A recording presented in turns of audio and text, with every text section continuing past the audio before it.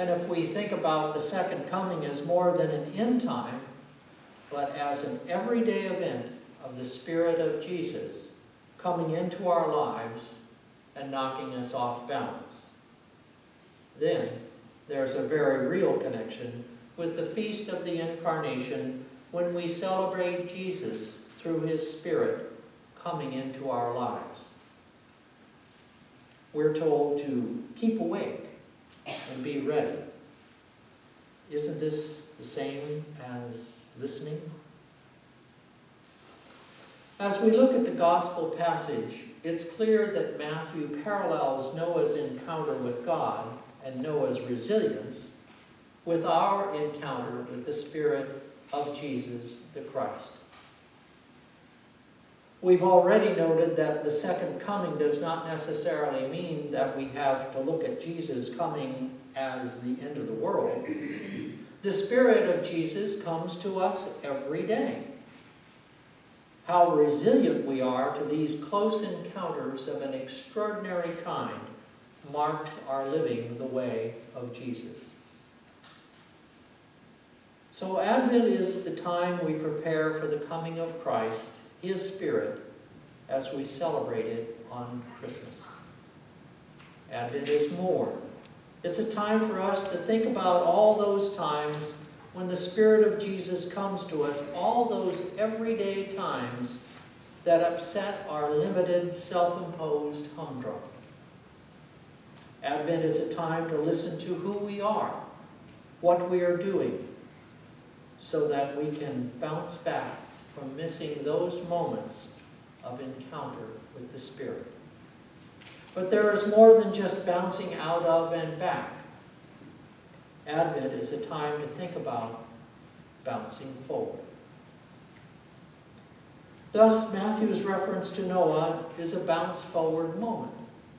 Essentially, Matthew is telling us that just as God comes to Noah and floods Noah's world, so too the Spirit of Jesus comes to us, to flood us with Himself here and now, flooding our personal worlds.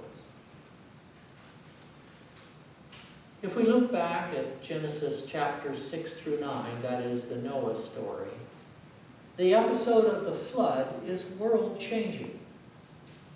God is displeased with what He has created. Human beings have been consumed with violence. And to explain how this came about, the Genesis writer refers to ancient Hebrew mythology, the story of the Nephilim.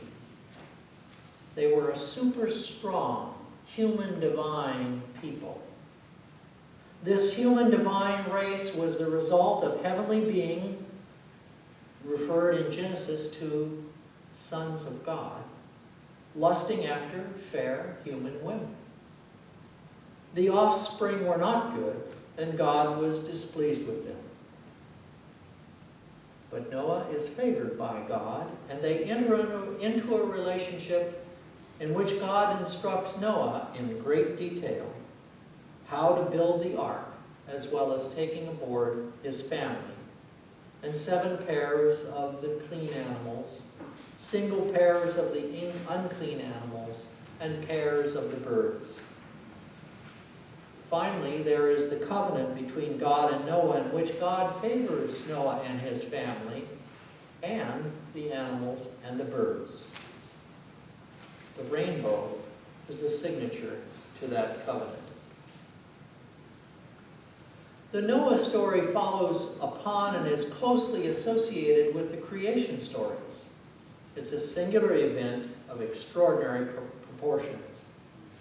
It concludes with a covenant that stipulates that all is in right relation within creation and with the Creator. Everything has been blindsided by a game-changing upheaval, but all has not only bounced back, but it has bounced forward.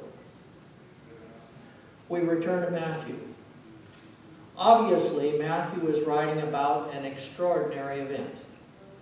The Son of Man is coming at an unexpected time, and only the Father knows when this is going to happen. And just as in the reference to Noah, there are some significantly important things and changes that come about for us. The second coming narrative is closely associated with the incarnation, that point in time when the divine and human meet in Jesus, the Christ. This is different from the conditions for the destruction of Noah's world.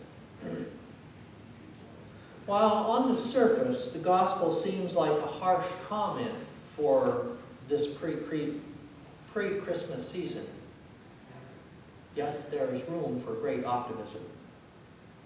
We're told to keep awake, to be ready. We are in a new covenant. In the Gospels, we're being told about a new way of living. We are being shown how the Spirit of Jesus lives in us and we in Him, and thus we are one with the Father. And in spite of whatever disruption may enter into our lives, we have the assurance that living the way Jesus teaches, the way of the Spirit of God, the Holy Spirit, we have the opportunity to bounce back and even to make some progress by bouncing forward. In a sense, the second coming, the opportunity to keep awake and be ready, happens every day in our lives. Being awake and being at the ready is what Advent is about. So let me get practical. On a personal level, let me suggest a very simple practice. I invite you to light a candle sometime during this week. Take a few moments to put yourself in the presence of God. Then ask for something that affects you significantly. Patience, humility, generosity, kindness, compassion, tone of voice, body language. And then imagine yourself in a situation in which you can be that way. Reflect on your bouncing back from your spiritual slippage and think about how you can bounce forward to do better, to do more. Be thankful. And end with the short prayer, glory to the Father, to the Son, and to the Holy Spirit. On a larger level, as a Christ community, we have just done our pledges for next year, and we're working through a draft budget for 2014. The vestry has asked us to include a half-time administrative position to see what the impact on the budget would be. It means an additional, roughly, $20,000. Pledges to date have been roughly $60,000. And for a total budget that includes both a half-time administrative position, about $25,000 for outreach or mission, as well as all of the other operating costs, the total budget is roughly $155,000. And in order to balance this draft budget, it will take about $60,000 draw from our investments.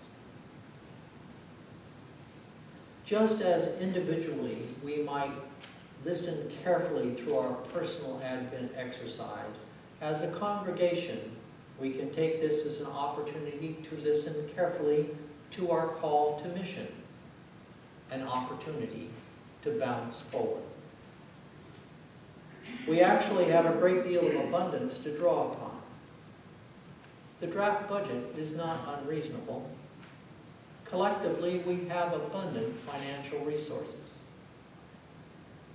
Collectively, we are awash with ideas to bounce forward. I've heard people say to me, why can't we have more 8 a.m. Eucharists on more Sundays?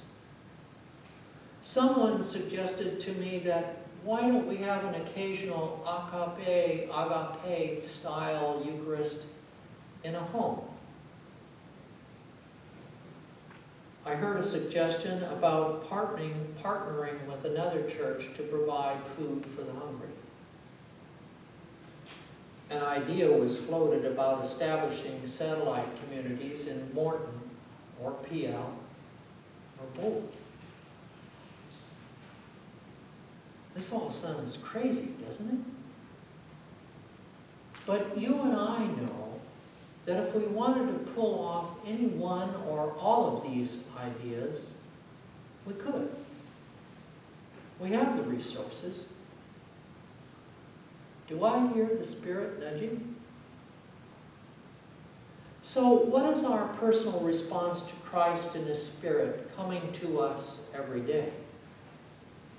What is it that each one of us personally can do this Advent to open ourselves to bouncing forward in the Spirit of Jesus? What can we do as a parish? Individually and as a parish, resilience is a part of our Episcopalian DNA. Listening is a key piece of that resilience.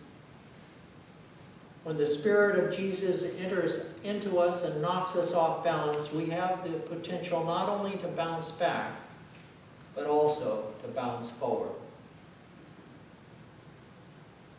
So this Advent, be ready.